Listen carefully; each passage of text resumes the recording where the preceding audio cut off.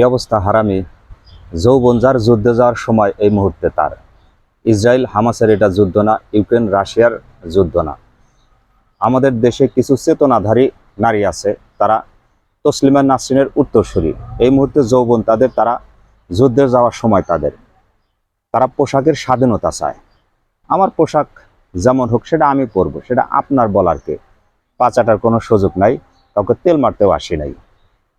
Real, বাস্তব, হকালালি, authentic কথাগুলোর প্রতি কোনো ঝই নাই, প্যারা নাই, জ্ঞানজাম নাই, সেটাই বলতেছি। তো পরশু সোশ্যাল মিডিয়ায় যে একটা কাণ্ড দেখেছেন, এক রিক্সাওয়ালা, মামা একটু সামনের দিকে যাবেন না? আমি আপনার সামনের দিকে যাব না, আপনাকে নিয়ে যাব না। আমাকে কেন নেবেন না? সমস্যা কি?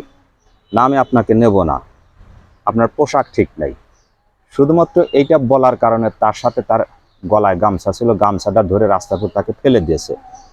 ওই নারী, তার পোশাক একটা জিন্সের পরনে প্যান্ট পরা, গায়ে একটা টি শার্ট, একটা গোল গলা গেঞ্জি।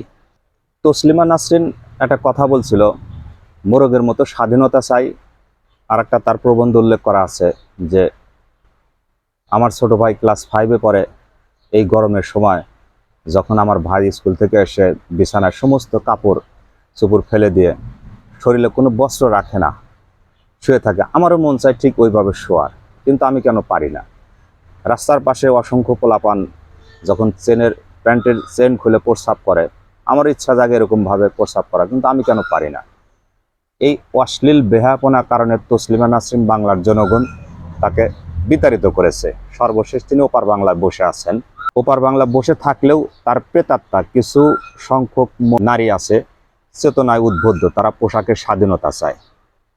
যেখানে আমাদের দেশে তৃতীয় শ্রেণীর একটা ছাত্রী ধর্ষিতা হয়, যেখানে যার কোনো শারীরিক গঠন নাই, এই সমস্ত পোশাক পরলে, রাস্তা পথে চলাফেরা করলে মানুষ কার নাম মনে চাইবে তাদের দিকে তাকানো? রিক্সাওয়ালা হয়তো একটু ইমানদার আছে, তার মনে একটু সৎ আছে, আল্লাহ ভীরু আছে, সেই জন্য বলছে আপা আমি আপনাকে নেব না। কেন নেবেন না? কারণটা কি? আপনার পোশাক ভালো না। আমার পোশাক ভালো না সেটা আপনার বলার কি আসে যায়? আপনি আমার দিকে তাকায়েন না, কেনই তাকাবেন? মিষ্টির দোকানে যখন মিষ্টি রাখা হয়, মাছি এমনি ভন ভন করে, ঘা যেখানে আছে মাছি সেখানেই পড়ে। পাচাটার কোনো সুযোগ নাই, কাউকে তেল মারতেও আসি নাই। 96% মুসলমানের দেশে যখন একটা নারী খোলামেলা টাইট ফিটিং পোশাক পরে রাস্তায় ঘোরাফেরা করে, তার দিকে তাকাইলে চেতনাবাজ নারীরা, পুরুষের নজর ভালো না, পুরুষের রুচির দুর্ভিক্ষ এসে গেছে। আপনার যদি এরকম খোলামেলা পোশাক পরে রাস্তা বের হতে হয়, আপনি আপনার রুমের ভিতরে খোলামেলা পোশাক পরে চলাফেরা করেন। আপনার চাচাতো ভাই, খালাতো ভাই, আত্মীয় স্বজন যা আছে, বয়ফ্রেন্ড যা আছে, তাদেরকে সাথে নিয়ে রুমের ভিতরে খোলামেলা চলাফেরা করেন, কেউ আপনাকে বাধা দেবে না। 95% মুসলমান দেশে রাস্তায় যখন এরকমভাবে খোলাফেলা চলাফেরা করবেন, মানুষ পুরুষ আপনার দিকে তাকাইলে আপনি বলবেন আপনার নজর ভালো না।